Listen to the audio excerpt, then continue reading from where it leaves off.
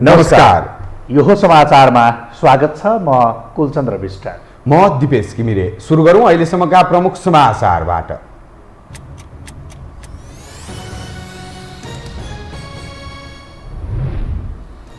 मौन अवधिमै राजनीतिक दलहरू भोट माग्नेदेखि आपराधिक गतिविधिमा क्रियाशील। सामाजिक सञ्जाल मार्फत आचार संहिताको ठाडो उल्लङ्घन, निर्वाचन आयोग निरीह। निर्वाचनलाई मध्यनजर गर्दै सुरक्षा व्यवस्था कडा बनाइयो। 3वटै सुरक्षा निकाय हाई अलर्टमा। मतदान केन्द्रमै मतदाता शिक्षाको व्यवस्था गरिएको आयोगको भनाई। संविधान अनुसार नै बजेट ल्याउने सरकारको तयारी। आगामी आर्थिक वर्षको नीति तथा कार्यक्रम जेठ 7 गते संसदमा प्रस्तुत हुने। कार्यक्रममाथिको छलफल 11 गतेसम्म गरिने। श्रीलङ्काका 50 भन्दा बढी नेताका घरमा आगजनी। आर्थिक सङ्कटका कारण श्रीलङ्काली नागरिक आक्रोशित। खाद्यान्न अभावका कारण भोकमरीको जोखिम। र नेपाली राष्ट्रिय महिला क्रिकेट टिमले अफ्रिकी देश युगान्डासँग 5 खेल खेल्ने। आसन्न एसिया कप छनौटका लागि सहयोग पुग्ने अपेक्षा।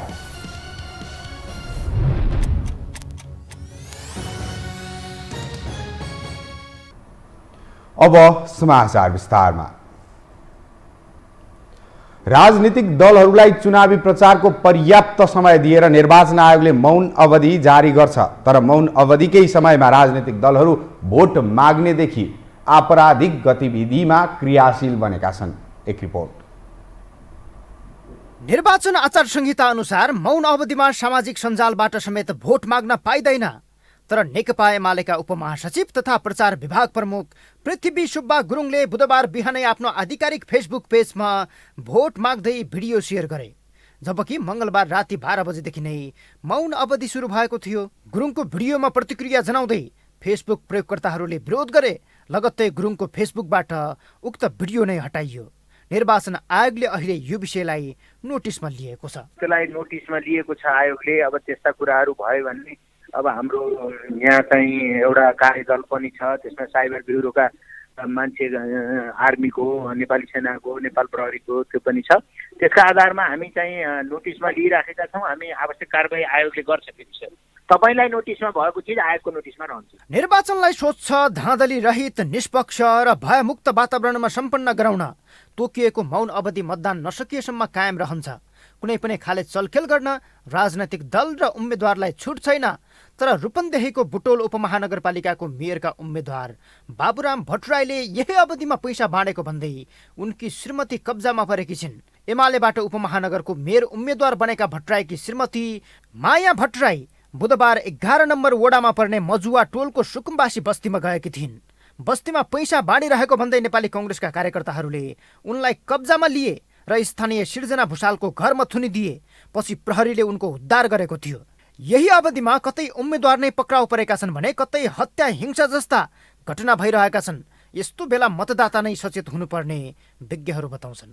सक्षम छन्, जो सबल छन्, जसले चाहिँ भोलि यो पालिकालाई चाहिँ एकदमै राम्रो गर्न सक्छ भन्ने एउटा विश्वासिलो, भरपर्दो तपाईँले पत्याएको व्यक्ति चाहिँ तपाईँले एकदमै इमान्दारितापूर्वक कुनै पनि प्रलोभन नपरिकन, कुनै पनि तपाईँको प्रभावमा अथवा कुनै पनि तपाईँको दबावमा नपरिकन तपाईँहरूले भोट हाल्नुभयो भने तपाईँ एउटा सच्चा नागरिक, एउटा असल नागरिक भएको बेला देखाउने बेला चाहिँ यही नै हो। स्थानीय महिलाको बेपत्ता हत्या भएपछि रुकुमपूर्वका वडाध्यक्ष र वडाध्यक्षका उम्मेद्वार पक्राउ परेका छन्। जिल्लाको पुथा उत्तरगङ्गा गाउँपालिका 11 तल्लो सेराकी 38 वर्षीय दुथी बुढामगरको शव स्थानीय जङ्गलमा फेला परेको थियो। गाउँबाट वैशाख 19 देखि हराएकी उनको 26 वैशाखमा शव भेटिएपछि माओवादी केन्द्रका नेता तथा वडा नम्बर 11 का वडाध्यक्ष जयकुमार बुढा र उनका भाइ अर्जुन बुढा र माओवादीबाट वडाध्यक्षका उम्मेद्वार बनेका कुमार सिंह पक्राउ परेका छन्। एमाले कार्यकर्ता समेत रहेकी बुढाको शव फेला परेपछि एमाले र माओवादी बीच अहिले तनावपूर्ण अवस्था बनेको छ। यस्तै हत्या चितवनको भरतपुरमा समेत भएको थियो। काङ्ग्रेस कार्यकर्ता अनिल परियारमाथि धारिलो हतियार प्रयोग गरी हत्या गरेको भन्दै काङ्ग्रेस चितवनले प्रदर्शन र राजमार्ग बन्द गराएको थियो। राजनैतिक दलहरूले मौन अवधिकै समयलाई भोट खिच्ने अन्तिम अवसरका रूपमा सदुपयोग गर्न खोजिरहेका छन्। निर्वाचन शान्तिपूर्ण वातावरणमा सम्पन्न गराउन सरकारले रणनीतिक सुरक्षा योजना बनाएर लागू गरेको बताइरहेको छ। तर यही अवधिमा कतै कार्यकर्ता हत्या त कतै पारिवारिक हमलाका घटनाले सरकारको योजना नै कमजोर बनाउने काम गरिरहेको छ। यसले निर्वाचन आयोगले जारी गरेको आचार संहिताकै धज्जी उडाउने काम पनि गरिरहेको विश्लेषण भइरहेको छ। यो हो टेलिभिजनका लागि सन्तोष बिके थापा, काठमाडौँ।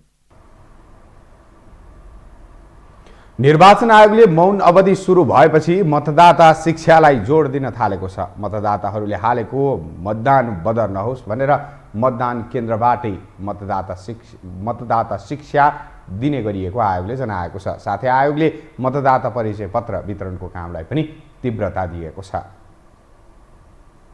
निर्वाचन आयोगले मतदाता शिक्षा र मतदाता परिचय पत्र वितरण गर्न सुरु गरेको छ। देशभर निर्वाचन आयोगले स्थानीय तहको निर्वाचनलाई मध्यनजर गरेर मतदाता शिक्षा र नयाँ परिचय पत्रको निवेदन दिएकाहरूलाई मतदाता परिचय पत्र वितरण सुरु गरेको हो।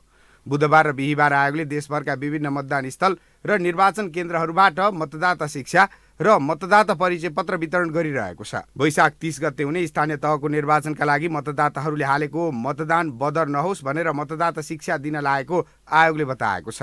मतदाता शिक्षा लिनका लागि नयाँ पुस्ताहरू अधिकांश मतदान स्थलमा आएको नयाँ बानेश्वर मतदान केन्द्र गका मतदान अधिकृत भागवत उप्रेतीले बताए। उनले बिहान 10 बजेबाट मतदाता परिचय पत्र वितरण गरेको र वैशाख 30 गतेका लागि आवश्यक तयारी गरिरहेको बताए। मतदान अधिकृत उप्रेतीले मतदाताहरूले नमुना मतपत्रमा मत हाल्न सिकाएको जानकारी गराए। हामीले आजदेखि निर्वाचन आयोगले निर्धारित कार्यक्रम अनुसार हामी बिहान 10 बजेदेखि हामीले यहाँ चाहिँ मतदाता परिचय पत्र वितरण र मतदाता शिक्षाको कार्यक्रम सँगसँगै लगेका छौँ। जो मतदाता आउनु भएको छ उहाँले सोध्नु भएको छ अहिले अलिकति मतदानमा कसरी गर्ने होला, हामी चाहिँ अबुझ्छौँ भन्ने जस्तो कुरा गर्नुभएको थियो। हामीले त्यहाँ नमुना मतपत्रमा हामीले चाहिँ पूर्ण रूपमा उहाँलाई सचेत गराएर शिक्षित गराएर पठाइएको छ। बिहानदेखि नै अहिलेसम्म पनि उहाँ मतदाताहरू आउने क्रम जारी छ। मतदाता वितरण पनि हामी सँगसँगै गरिरहेका छौँ। त्यस्तै काठमाडौँ जिल्ला अदालतकी कर्मचारी अनुपमा भट्टराईले मतदाता शिक्षासँगै मतदाता परिचय पत्र पनि वितरण गरेको बताइन्। उनले नयाँ मतदाता परिचय पत्र बनाएका र स्थानीय निर्वाचनमा यसअघि मत नहालेका मानिसहरू मत हाल्ने तरिका सिक्न आएको उल्लेख गरिन्। कतिपयले चाहिँ सिक्न चाहनुहुन्छ र यो के हो थाहा छैन भन्नुभयो। जस्तो अघि एकजना आउनुभयो, मैले 30 वर्ष चाहिँ दिन लागेको भन्नुहुन्छ। अनि उहाँलाई चाहिँ अब 30 वर्ष अगाडि दिएकोमा के कसो छ भन्नु पऱ्यो, उहाँलाई सिक्न चाहनु पऱ्यो, सिकाइयो। लिन दिँदाखेरि अब सबैलाई यहाँ होइन हामीले जानेका छौँ पनि भन्नुहुन्छ। नजान्नेहरूले यो अलिकति हामीलाई त्यो बदर नहोस्, आफूले दिएको मताधिकारको चाहिँ प्रयोग सही रूपमा होस् भन्ने कुराहरू उहाँहरूले चाहिँ लिनुभयो जानकारी। जस्तै मतदान हाल्ने तरिका सिक्न र मतदाता परिचय पत्र लिन आएका मतदाताहरू भोट हाल्नका लागि उत्साहित देखिन्छन्। यस वर्ष नयाँ मतपत्रहरू छापिएको र हाल्न नजानेकाहरूको मतपत्र बदर हुन सक्ने भएकाले एकपटक मत हाल्ने तरिका सिक्न आवश्यक रहेको देखिन्छ। अहिलेको अलिकति फरक छ। पहिलाभन्दा एउटा मान्छेले परिवर्तन पनि चाहछन्। नयाँ एउटा चाहिँ परिवर्तनकारी शक्तिहरूलाई परिवर्तनको रूपमा चाहिँ निर्वाचनमा अगाडि ल्याउनुपर्छ भन्ने जनताहरू पनि आइरहेको अवस्था छ। अब आफ्नो मतलाई चाहिँ सही रूपमा आफूले चाहिँ प्रयोग गर्नुपर्ने अवस्था जनताहरूले बुझिसकेका छन्। हामीले चाहिँ के भन्दाखेरि हाम्रो प्रतिनिधिहरू हामीले छान्नुपर्छ। यति बेला हामी चाहिँ प्रतिनिधि छान्न चाहिँ चुक्यो भने हाम्रो चाहिँ भोलि चाहिँ स्थानीय निकायहरू कमजोर हुन्छ। अब मैले त त्यो पहिल्यै त्यो अघि नबुझिकन त मैले भोट त नजानेर मतलब एउटै लाइनमा राखिदिने रहेछु नि त। जसलाई मन लाग्यो त्यहीलाई राखिदिँदै रहेछु। तर अहिले उहाँहरूले भनेअनुसार चाहिँ मैले बुझेँ। जस्तै अब एउटा कोठामा चाहिँ त्यो लाइनै त्यो राख्नु नमिल्ने रहेछ, जिगजाग गरेर राख्नुपर्ने रहेछ। आफूलाई मन लागेको मान्छेलाई छुट्टा छुट्टै गरेर दिनुपर्ने छ। अहिले चाहिँ मैले चाहिँ बुझेँ। म मात्र होइन, यो सम्पूर्ण देशवासी नै उत्साहित भएको अवस्था हो अहिले। यसलाई सामान्य रूपमा हामीले अहिले काठमाडौँको बाटोलाई हेर्दा पनि हो, बाटोमा गाडीहरू पहिलाको भन्दा त अहिले त 90% नै चलेको छैन भनौँ न होइन। त्यो गाडी सवारी साधनहरू एकदम कम चल्नु भनेको सबै गाउँ जानुभयो भन्ने मेरो अनुभूति छ। सबै जनता उत्साहित हुनुभएको छ, सबै जानुभएको छ, यहाँबाट गाउँ जानुभएको छ। अहिले भर्खर मैले एकजना साथीलाई पनि भेटेँ, सर्लाहीबाट पनि यहाँ काठमाडौँ भोट हाल्न आउनु भएको छ। भन्नुको अर्थ मान्छेलाई चुनावप्रति एकदम उत्साहित धेरै नै छ। केही होला भन्ने त अपेक्षा छ नि त। प्रजातन्त्रमा चाहिँ सबभन्दा ठुलो चाहिँ के भने मतदानको अधिकार जनतालाई प्राप्त छ। जनताले यस्तो महान अभियानमा होइन आफ्ना आफूले जानेका छान्न चाहेका होइन योग्य उम्मेदवारलाई छानेर प्रतिनिधिहरू चाहिँ हामीले पठाउनु पर्दछ। हामी सबै नेपाली जनताको कर्तव्य हो त्यही सिलसिलामा म पनि चाहिँ के भनेदेखि यो मतदाता परिचय पत्र मैले प्राप्त गरेका थिएँ, त्यही लिनलाई म आएको हुँ। अब पर्सि चाहिँ हाल्दछु, सबैलाई शान्तिपूर्ण तरिकाबाट आफ्नो भोटको सदुपयोग गरौँ। नव मतदाताहरू आफ्नो मताधिकार प्रयोग गरेर उचित नेतृत्व चयन गर्न उत्साहित देखिएका छन्। उनीहरूले सम्बन्धित ठाउँमा आएर भोट हाल्ने तरिका सोधेर आफ्नो मताधिकारको उचित सदुपयोग गर्न सुझाव दिएका छन्। उनीहरूले अहिले सही र योग्य उम्मेदवार छान्न सके मात्र भविष्यमा राम्रो कामको प्रतिफल आउने भएकाले सोचेर मतदान गर्न पनि अपिल गरेका छन्। अब बाँकी समाचार। स्थानीय तहको निर्वाचनलाई मध्यनजर गर्दै सरकारले सुरक्षा व्यवस्था कडा बनाएको छ। तीनवटै सुरक्षा निकायहरूले जुन कुनै किसिमको चुनौतीलाई पनि सामना गर्न सक्ने गरी तयारी अवस्थामा रहेकोले मतदाताले भयरहित वातावरणमा आफ्नो संवैधानिक हक प्रयोग गर्न सक्ने सरकारको भनाइ छ। एक रिपोर्ट। वैशाख 30 गते हुने स्थानीय तहको निर्वाचनमा हुन सक्ने जोखिमलाई मध्यनजर गर्दै प्रहरीले सुरक्षा व्यवस्था कडा बनाएको छ। निर्वाचनको सुरक्षाका लागि निर्वाचन हुनुभन्दा 72 घण्टा अघि नै सीमा नाका बन्द गरिएको छ भने सम्भावित जोखिम हुन नदिन सुरक्षा व्यवस्थालाई कडा पारिएको छ। विशेष गरेर नेपालको मध्य प्रदेशमा सुरक्षा थ्रेड रहेको प्रहरीले जनाएको छ। मध्य प्रदेशमा भयरहित मतदान गराउन सीमा नाका बन्द गरिएको छ। देशभरिका मतदान केन्द्रहरू मध्ये मध्य प्रदेशमा रहेका 1063 वटा मतदान स्थल र 2079 वटा मतदान केन्द्रलाई अति संवेदनशीलको रूपमा वर्गीकरण गरेर सुरक्षा व्यवस्था कडा पारिएको छ। सबैभन्दा बढी धनुषामा 183 वटा मतदान स्थल र 334 वटा मतदान केन्द्रलाई अति संवेदनशीलको रूपमा वर्गीकरण गरिएको छ। सप्तरीमा 208 मतदान स्थल र 380 मतदान केन्द्रलाई अति संवेदनशीलको रूपमा वर्गीकरण गरिएको छ भने सिराहामा 170 वटा मतदान स्थल र 382 वटा मतदान केन्द्रलाई अति संवेदनशीलको रूपमा वर्गीकरण गरेर सुरक्षा रणनीति अनुसार प्रहरी परिचालन गरिएको छ।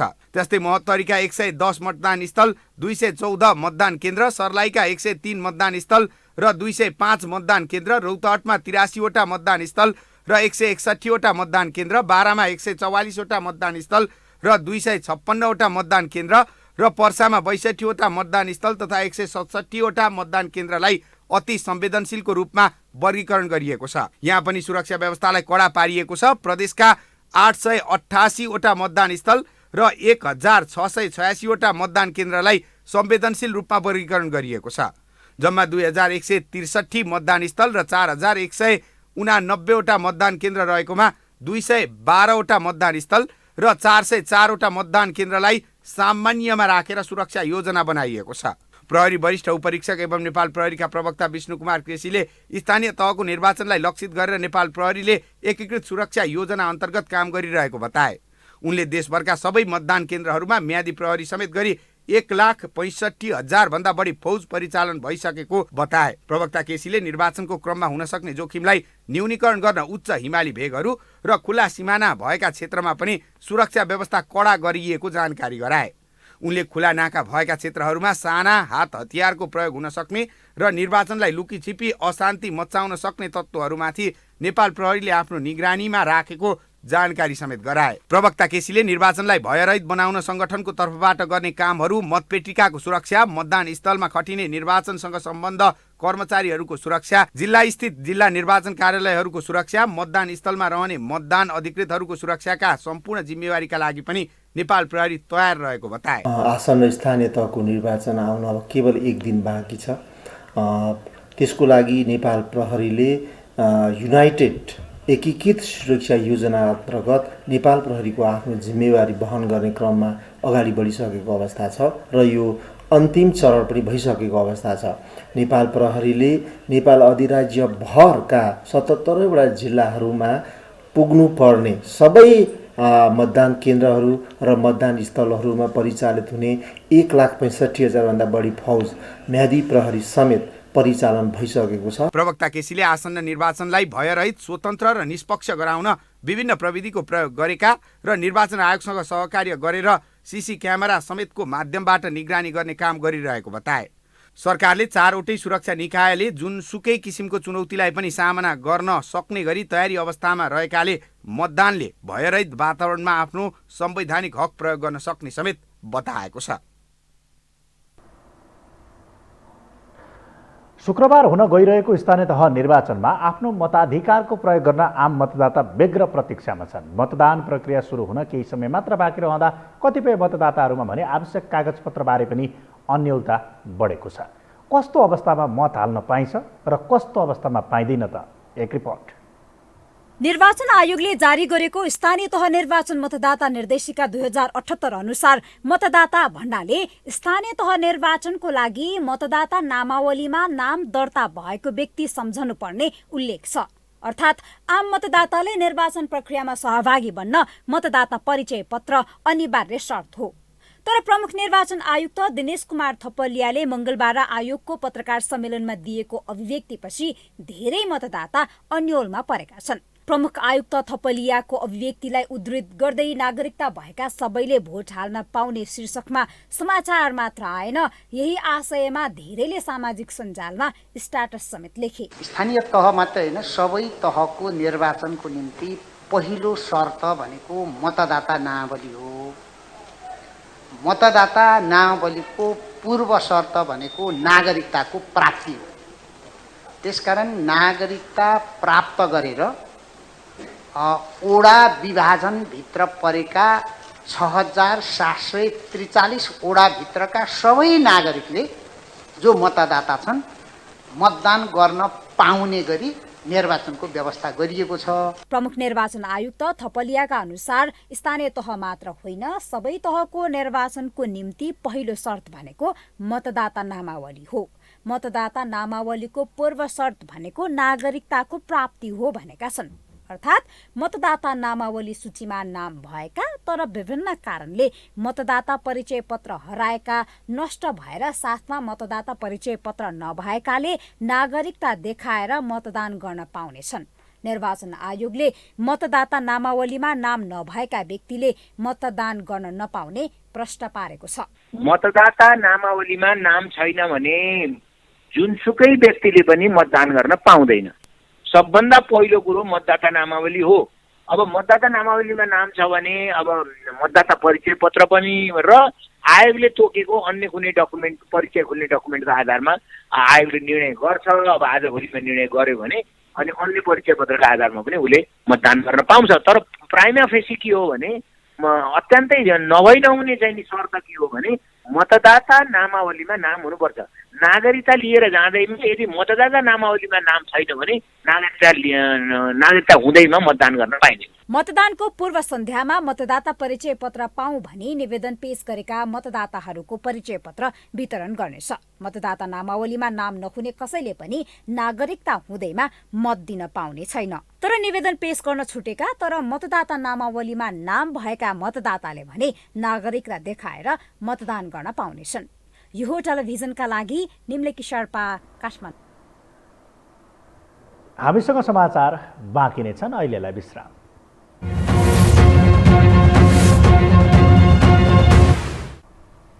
विश्रामपछि स्वागत छ। अब बाँकी समाचार।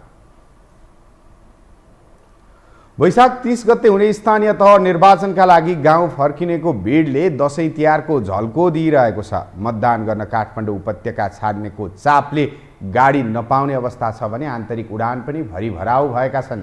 तर यसरी मतदान गर्न गाउँ फर्किनेका बाध्यता र कथाहरू भने एकै किसिमका छैनन्। जहाँ मतदानबाटै वञ्चित हुने हिस्साको कथा अलग्गै छ। एक रिपोर्ट।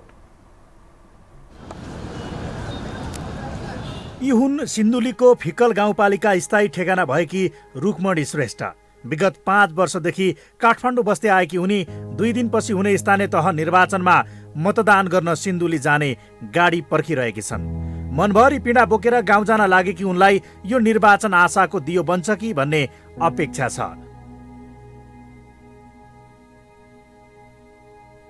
उनका श्रीमान विगत केही समयदेखि दुबईमा अलपत्र छन्। श्रीमानलाई फिर्ता गराउन उनले धेरै नेतालाई आग्रह गरे पनि कसैले वास्ता गरेनन्। अहिले त चुनावको समय छ, भोट दिन पनि जाँदैछु, कसो त्यति काम नगर्देलान्। पीडाकै बीच उनी आशावादी देखिन्। भोट हाल्नु पनि अनि मेरो यस्तो समस्या परिरहेछ अहिले। अब मेरो चाहिँ बाबुको बाबा बाहिरतिर जानुभएको थियो अनि अब म एक्लैले निकाल्न सकिनँ कि दुबईमा जानुभएको थियो होइन। धेरै बिचल्ने भएर बस्नुभएको छ। अनि अब नेताहरूसँग कुरा गर्छु, त्यसपछि निकाल्न सक्ने ऊ हुन्छ कि भनेर चाहिँ जान लागिरहेको हो। सर उहाँको नेताहरूसँग कुरा गरौँ, केही कुराहरू राखौँ भनेर। हजुर, चुनावको बेला। अनि त्यो भएपछि अलिकति निकाल्न सक्छ कि भनेर जान लागिरहेको हो। विगत 20 वर्षदेखि काठमाडौँको जोरपाटीमा गलैँचा कारखाना चलाउने कुमार राई पनि घर जाने तर्खरमा छन्। गाडी नपाएर चाबहिल काउन्टरमा रोमल्ली रहेका उनको स्थायी ठेगाना खोटाङको दिक्तेल रूपाकोट मजुवागढी नगरपालिका वडा नम्बर 14 लेकपा हो। विक्रमसम्म 2036 साल यता विभिन्न समयमा भएका प्रत्येक निर्वाचनमा मतदान गर्दै आएका उनको गाउँ नै गएर मत दिनुको कारण भने परिवर्तनको आशा हो। गाउँतिर भोट छ, उतै कार्ड बनाएको छ अनि उतै नै दिने गरेका छौँ। आज हामीलाई अलिकति समस्या, गाडी नपाइँदाखेरि अलिक समस्या स्थिति यस्तै छ। नेताहरूले पनि विकास गर्छौँ भन्छ, हामीले पनि त्यही विकास हुन्छ कि भनेर भोट दिनको लागि चाहिँ हामी जान लागेका छौँ। आजसम्म मैले भोट हाल्दाखेरि त तपाईँको मैले जानेको त 36 सालदेखिको चाहिँ म जान्दछु। यी त भिन्न उद्देश्य र कारण मतदान गर्न गाउँसम्म जानेको प्रतिनिधि घटना हो, जसले निर्वाचनको वास्तविक अनुहार समेत देखाइरहेको छ। तर यही बीचमा लगभग आधा मतदाता भने मताधिकारबाटै वञ्चित छन्। अनुमानित तथ्याङ्कलाई आधार मान्दा कुल जनसङ्ख्या 2,91,92,480 को 20% भन्दा बढी अर्थात् लगभग 60 लाख मतदाताहरू विदेशमा छन्। कुल खस्ने मतको हिसाब अनुसार यो आधा भन्दा धेरै हो। त्यस्तै मतदानको काममा खटिने कर्मचारीहरू 2,60,000, सुरक्षाकर्मी र 3 लाख कर्मचारी गरी कुल 5,60,000 मतदाता मताधिकारबाट वञ्चित हुनेछन्।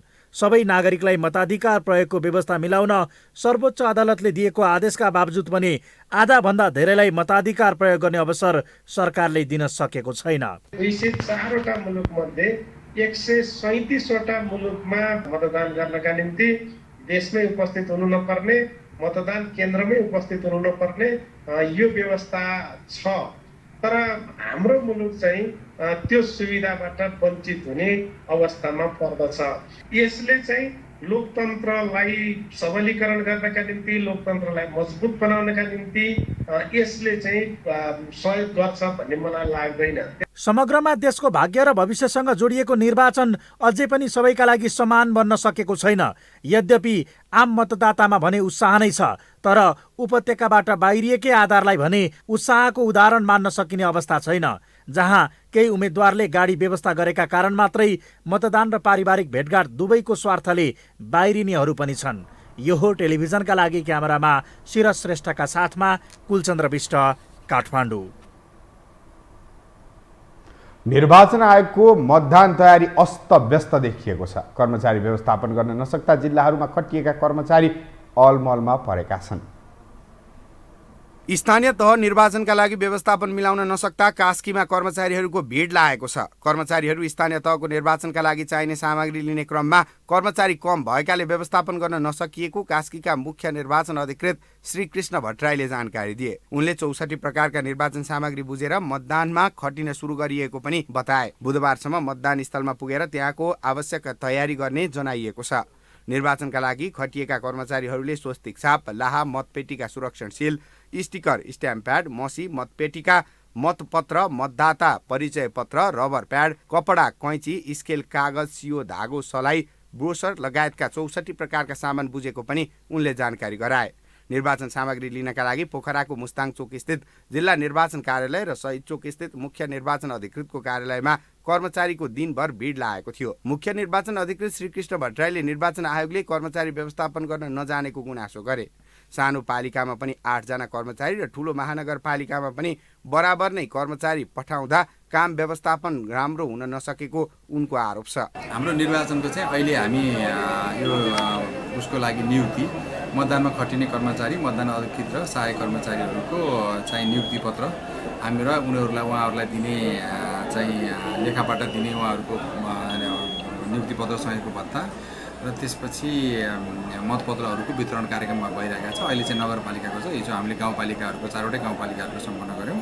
अहिले नगरपालिकाको यो वितरणको कार्यक्रम छ। अनि अहिले चाहिँ के भइदियो भने यो हाम्रो आचार संहिताको अनुगमनलाई पनि हामी अत्यन्तै उसमा कडा रूपमा लागिरहेका छौँ। अनि आचार संहिताको उल्लङ्घनको क्रममा हामीलाई भएका उजुरीहरूमा पनि तत्काल सम्बोधन गर्ने क्रम हाम्रो चलिरहेको छ। त्यस्तै प्रदेश निर्वाचन कार्यालयका प्रमुख हुमनाथ पराजुलीले गण्डकीका 11 जिल्लामा करिब 20,000 साना कर्मचारी परिचालित भएको जानकारी गराए। उनले प्रदेशका कुल 1,253 मतदान स्थलमा 2,300 मतदान केन्द्र तोकिएको जानकारी दिए। गण्डकीमा पोखरा महानगरपालिका सहित 26 नगरपालिका, 58 गाउँपालिका, 759 वडा रहेका छन्। गण्डकी प्रदेशमा करिब 18 लाख मतदाता रहेका छन्। आजबाट चाहिँ सम्पूर्ण मतदान अधिकृतहरू मतदानको लागि आवश्यक पर्ने सामग्रीहरू लिएर सुरक्षा कमान्डरहरूसँग चाहिँ समन्वय गरेर सम्बन्धित मतदान केन्द्रमा चाहिँ पुगिसक्नुहुन्छ र उहाँहरू चाहिँ पुगिसकेपछि मतदान सञ्चालनका लागि एउटा वातावरण तयार गर्ने, जस्तै सर्वदलीय बैठकहरू राख्ने, त्यसपछि मतदाता परिचय पत्रहरू वितरण गर्ने हैन लगायतका कामहरू चाहिँ उहाँले गर्नुहुन्छ। जिल्लाभरमा 336वटा मतदान केन्द्र रहेका छन् र 150 मतदान स्थल हो। 150 मतदान स्थलमा कुल 336 मतदान केन्द्रहरू रहेका। कास्कीमा पोखरा महानगरपालिका सहित रूपा, माछा, पुछ्रे, मादी, अन्नपूर्ण गाउँपालिका छन्। पोखरा महानगरपालिकाभित्र 33 वडा छन्। कास्कीमा 72 वडा र 5 पालिकामा 370 जना जनप्रतिनिधि चुनिनेछन्। 5 स्थानीय तह रहेको कास्कीमा 2,81,833 मतदाता छन्। त्यस्तै 150 मतदान स्थल र 336वटा मतदान केन्द्र तोकिएको छ।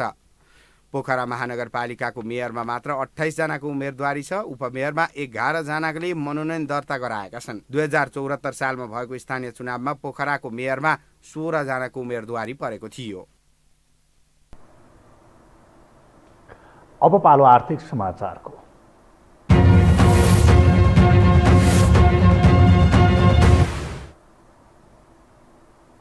सरकारले आगामी आर्थिक वर्ष 2079-80 को नीति तथा कार्यक्रम जेठ 7 गते संसदमा प्रस्तुत गर्ने भएको छ। राष्ट्रपति विद्यादेवी भण्डारीले आगामी जेठ 3 गते संसद अधिवेशन आह्वान गर्नुभएको थियो। सरकारको आगामी आर्थिक वर्ष 2079-80 को नीति तथा कार्यक्रम जेठ 7 गते संसदमा सार्वजनिक गर्ने कार्ययोजना बनेको सङ्घीय संसद सचिवालयका प्रवक्ता डाक्टर रोजनाथ पाण्डेले बताउनुभयो। उहाँले संवैधानिक व्यवस्था अनुसार जेठ 15 गते बजेट ल्याउनु पर्ने भएकाले राष्ट्रपतिले संसद अधिवेशन जेठ 3 गतेलाई आह्वान गर्नुभएको थियो। सरकारको नीति तथा कार्यक्रमको संशोधन र छलफल 8 देखि 11 गतेसम्म हुने उहाँले बताउनुभयो। प्रवक्ता पाण्डेले बजेट अधिवेशनका लागि संसद सचिवालयले सुरक्षा, स्वास्थ्य मापदण्ड लगायतका भौतिक तयारी पूरा गरेको जानकारी दिनुभयो। अधिवेशन आह्वान भइसकेपछि 3 गते 4 बजेको लागि महासचिवले सूचना पनि जारी गरिसक्नु भएको अवस्था छ। हामीले भौतिक रूपमा गर्नुपर्ने तयारीहरू प्राविधिक साथीहरूको सहयोगमा उपकरणको टेस्ट गर्ने, त्यसपछि हलभित्रको चाहिँ मर्मत गर्ने कामहरू, सरसफाइ गर्ने कामहरू सम्पन्न भइसकेका छ। सुरक्षा प्रबन्धहरू व्यवस्थित छन्। सुरक्षा मापदण्डहरू पहिलाकै यथास्थितिमा हामीले चाहिँ त्यही मापदण्ड अपनाउने हाम्रो योजना छ। प्रवक्ता पाण्डेले जेठ 15 गतेपछि जेठ महिनाभर आर्थिक विधेयक तथा अन्य कार्यक्रमहरू निरन्तर रूपमा चल्ने बताउनु भयो।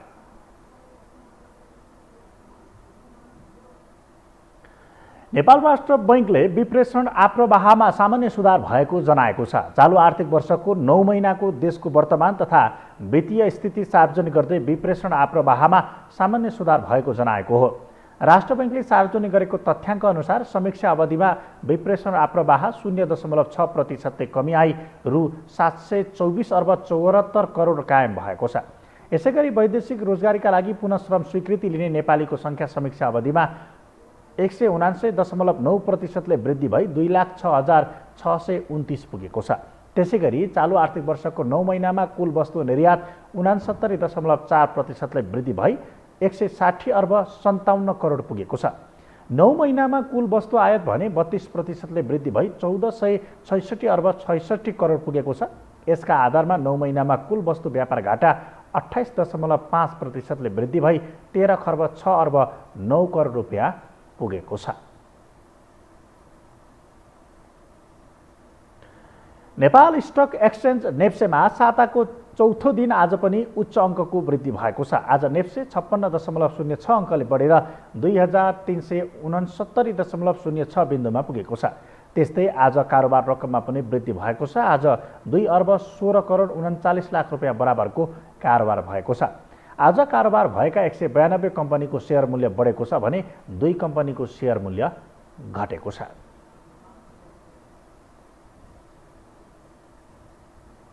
हामीसँग अन्तर्राष्ट्रिय र खेल समाचार बाँकी नै छन्। अहिलेलाई पुनः विश्राम।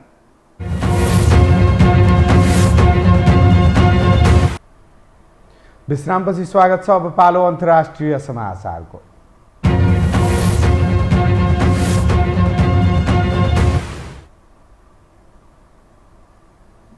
श्रीलङ्कामा देशभर कर्फ्यू जारी गरिएको छ। कर्फ्यू उल्लङ्घन गर्नेलाई देख्न साथ गोली चलाउन आदेश दिइएको छ।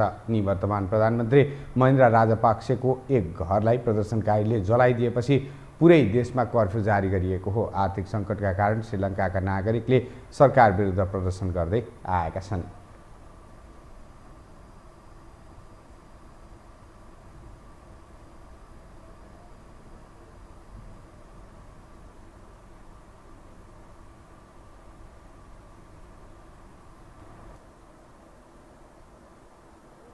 अब पालो खेल समाचारको।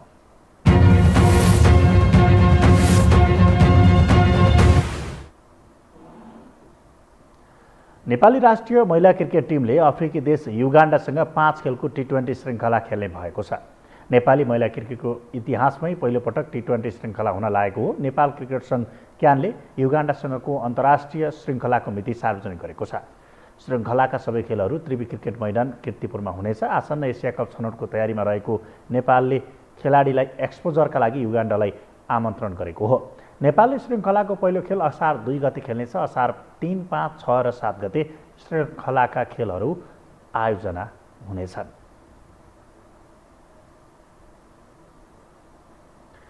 अखिल नेपाल फुटबल सङ्घ एन्फाका पूर्व अध्यक्ष गणेश लामाले हालका अध्यक्ष कर्मा छिरिङ शेर्पालाई आफूमाथिको आरोप प्रमाणित गर्न चुनौती दिएका छन्। शेर्पाले भ्रमको खेती गर्दै बिना कुनै तथ्य आफूमाथि विभिन्न आरोप लगाउँदै आएको थापाले आरोप लगाएका छन्। 2 दशकभन्दा बढी एन्फाको नेतृत्व गरेका गणेश थापाले आफू र आफ्नो परिवार 7 वर्षदेखि मानसिक तनावका साथ गुज्रिरहेको बताएका छन्। एन्फाका वर्तमान अध्यक्ष कर्मा छिरिङ शेर्पाले भ्रमको खेती गर्दै बिना कुनै तथ्य आफूहरूमाथि विभिन्न आरोप लगाउँदै आएका कारण आफूहरूको स्वतन्त्र रूपमा बाँच्न पाउनुपर्ने अधिकारको हनन भएको कुरा समेत उनले व्यक्त गरे। थापाले बुधबार पत्रकार सम्मेलन गर्दै आफूमाथि गलत आरोप लागेको र आफूलाई न्याय चाहिएको बताए। अख्तियार दुरुपयोग अनुसन्धान आयोग लेखा समितिले आफूमाथि न्याय गरिसकेको भए तापनि शेर्पाका कारण आफू अझै अन्यायमा नै परेको उनको बुझाइ छ। शेर्पाले विगतको दिनमा मिडियालाई समेत भ्रममा राखी आफू विरुद्ध नचाहिँदो आरोप लगाएको उनको दाबी छ। अख्तियारले 6 महिना छानबिन गर्दा पनि आरोप पुष्टि नभएको सत्य बाहिर आइसकेको हुँदा अब सबैतिरबाट आफूलाई न्याय चाहिएको उनको बुझाइ छ। यो सबै कुराहरूको बीचमा म पत्रकार साथीहरूलाई के अनुरोध गर्न चाहन्छु भने कमसेकम तपाईँहरूले पनि हिजोको विगतको दिनमा लेख्नुभयो होला तर बुझ्नु भएको थिएन होला। तर अब यो पटक कमसेकम सत्य तथ्य कुरा थाहा पाइसके पछाडि तपाईँहरूबाट मैले त अरू कुरा केही मागेको छैन, न्याय हो। शेर्पालाई आफूमाथि लागेको आरोप प्रमाणित गर्न थापाले चुनौती समेत दिए। यदि आरोप प्रमाणित भई आफू कारबाही भोग्न तयार भएको अन्यथा एन्फा विधानको धारा 8 र फिफाको कोड अफ इथिक्सको आर्टिकल 58 को बुदान नम्बर 3 अनुसार शेर्पा कारबाहीको भागीदार हुनुपर्ने उनको माग छ। एन्फा र फिफाको विधान अनुसार कुनै पनि निर्दोष व्यक्ति उप कुनै निराधार आरोप लगाउन पाइन्न। कसैमाथि लागेको आरोप झुटो साबित भएमा आरोप लगाउने माथि कारबाही हुने फिफा कोड अफ इथिक्समा स्पष्ट रूपमा लेखिएको छ। तर अब अहिले म चाहिँ के भने फिफाको कोड अफ इथिक्स 58 र एन्फाको चाहिँ के भनेदेखि चाहिँ यो धारा चाहिँ 8 अनुसार कारबाही हुनुपर्दछ भन्ने मेरो माग हो। अब चाहिँ के भनेदेखि उहाँले माफी मागेर उहाँलाई चाहिँ के भनेदेखि चाहिँ कुनै छुट हुने छैन। त्यो मैले एउटा समय दिएको थिएँ, 4 वर्षसम्म दिएको थिएँ। अब चाहिँ के भने त्यो फिफाको आर्टिकल अनुसार कारबाही हुनुपर्छ या चाहिँ उहाँले आरोप प्रमाणित गरेर मलाई कारबाही गर्नुपर्छ, यो बाहेक कुनै विकल्प छैन। थापाले आफूलाई लागेको आरोपप्रति अदालत हुँदै फिफासम्म पुगेर न्यायका अपिल गर्ने पनि बताए। उनले एन्फा चुनावको सङ्घारमा पत्रकार सम्मेलन गर्नु निर्वाचनलाई प्रभावित पार्न नभएको पनि प्रस्ट्याए। यो हो टेलिभिजनका लागि क्यामेरामा अविष्ट लामाका साथ निरज कोइराला, ललितपुर। अब मौसम सम्बन्धी जानकारी।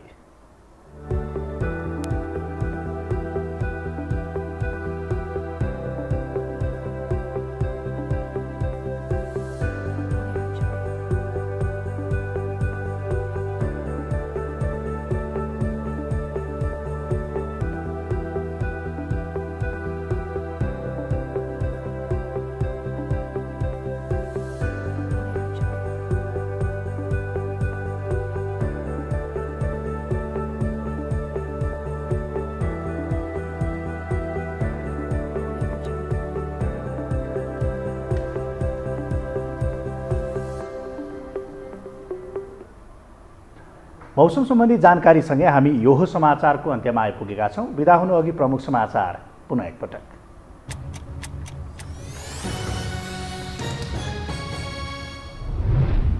मौन अवधिमै राजनीतिक दलहरू भोट माग्नेदेखि आपराधिक गतिविधिमा क्रियाशील, सामाजिक सञ्जाल मार्फत आचार संहिताको ठाडो उल्लङ्घन, निर्वाचन आयोग निरीह। निर्वाचनलाई मध्यनजर गर्दै सुरक्षा व्यवस्था कडा बनाइयो। तीनवटै सुरक्षा निकाय हाई अलर्टमा, मतदान केन्द्रमै मतदाता शिक्षाको व्यवस्था गरिएको आयोगको भनाइ। संविधान अनुसार नै बजेट ल्याउने सरकारको तयारी, आगामी आर्थिक वर्षको नीति तथा कार्यक्रम जेठ 7 गते संसदमा प्रस्तुत हुने, कार्यक्रममाथिको छलफल 11 गतेसम्म गरिने। श्रीलङ्काका 50 भन्दा बढी नेताका घरमा आगजनी, आर्थिक सङ्कटका कारण श्रीलङ्काली नागरिक आक्रोशित, खाद्यान्न अभावका कारण भोकमरीको जोखिम। र नेपाली राष्ट्रिय महिला क्रिकेट टिमले अफ्रिकी देश युगान्डासँग 5 खेल खेल्ने, आसन्न एसिया कप छनौटका लागि सहयोग पुग्ने अपेक्षा।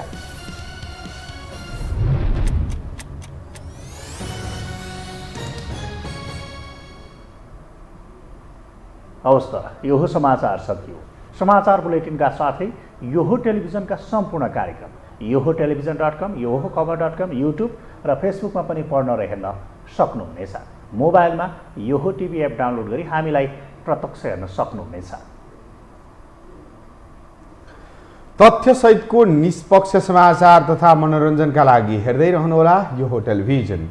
नमस्कार।